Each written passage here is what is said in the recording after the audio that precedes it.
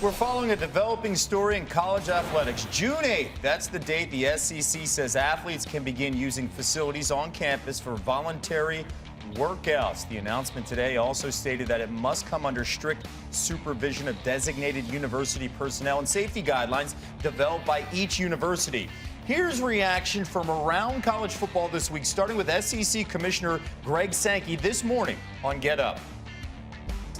The issues are health and safety of our student athletes, and that's a big picture perspective. It is young people who've had the foundation of their experience really pulled away in mid-March. What's the appropriate way to bring people back to campus? How do we pay attention to their health, make sure that they're in the appropriate health circumstances to come back? How do we have social distancing, the right hygiene, all of that present in our facilities? We have played a little bit with the social distancing concept, and we know that probably will take us down south of 30,000 fans in the stands, actually closer to 20 to 22.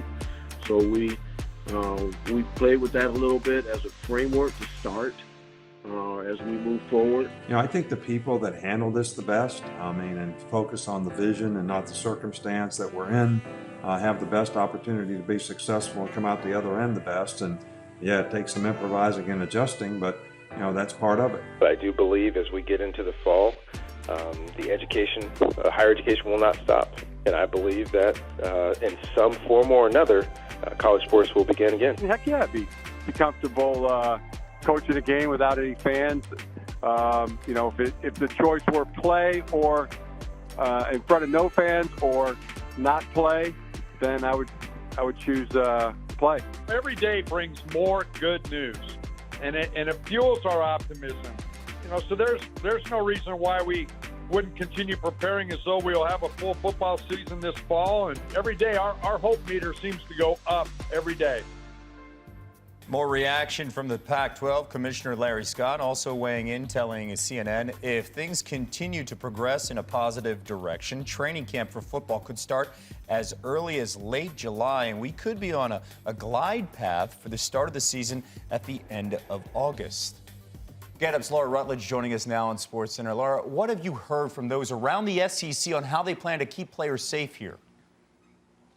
Well, there are so many different angles to all of this, Kevin, but I think that is the primary focus right now because of a variety of reasons. Obviously, that's what you want to hear, but also they cannot afford for this to go wrong in so many ways. And so there's a very comprehensive plan that we're talking about here, and it starts with multiple screening options. So this is basically a three-pronged screening situation where before players even come back on campus, they will be screened. Then 72 hours within arriving, there's another screening. And then once again on a daily basis as they do resume athletic activity. If somebody is symptomatic, they will immediately be tested. And then furthermore, if someone is diagnosed with coronavirus, they'll be isolated from the rest of the team. And it's just a matter of how exactly all of that looks. I think the big question that many still have is what does happen if one person tests positive and then maybe more than one? And that's where everyone's still trying to figure everything out. So while it's a very positive move forward, I think, for college football returning, there are still many questions remaining. And many of the commissioners that I've talked to, including SEC Commissioner Greg Sankey, say that they're still in the baby step phase here. But either way, like the direction that they're going when it comes to starting football season on time. Okay, we are inside 100 days. The SEC is just one piece of the puzzle here, Laura, but a very big piece. What does the league's decision mean for potentially seeing football played this fall here now? Yeah, I think right now we're looking at the opportunity to start the season on time, but a lot of it has to do with that timeline that you even heard Larry Scott referencing. You've got to get players back on campus. You've got to get them back into doing athletic activity. Some of them have not had resources to be able to do that for this time, so make sure that they're back in shape. Right now, they're right on track for that. If they can get guys back, certainly by the end of July, they would be given enough time to prepare for an on-time start of the season. But one thing that has continually been brought up to me by college coaches, Kevin, in all of this, is that they don't want to force guys into early competition that they're not ready for, and then deal with injuries on top of everything else. And you still want to see these college football players, the staff, everybody involved, be in a position to be as healthy as possible holistically. We're not just talking about the serious impact of coronavirus here. I'm glad that they're considering that as well. And a bigger step outside of college football, the NCAA now says all Division I athletes in all sports are allowed to take part in volunteer workouts starting on June 1st.